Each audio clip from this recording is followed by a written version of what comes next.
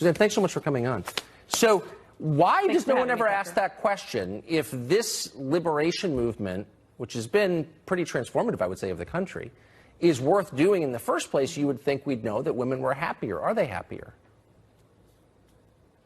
They're not happier, and we had that study several years ago that came out and showed that women are decidedly less happy than men after, of course, this last 40 years of supposed so-called liberation.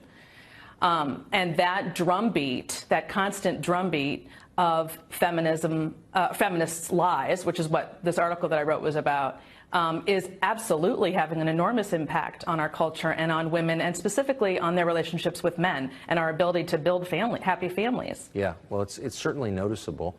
I don't think anything has changed our society more or for the worse. But to tell us specifically, as you do so capably in this piece, what some of the lies are.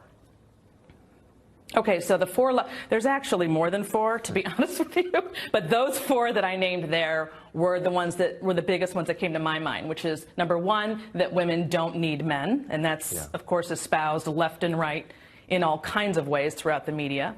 The second one is that men and women are the same, or that gender is a social construct instead of biologically driven. Yes. The third one is that there's no such thing as a biological clock, so we're not allowed to even talk about that because, God forbid, women have babies and get derailed on their careers, and we want them to be in the workforce, of course, full-time all the time.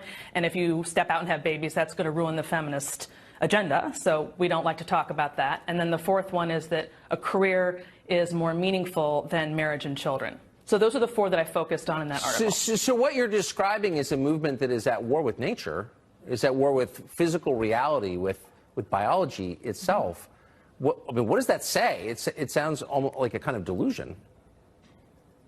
Well, it is a delusion. It's a complete delusion, and it's based on that very idea that gender is, in fact, again, this social construct, that if we just changed the way we raised boys and girls, men and women eventually, or males and females, would eventually become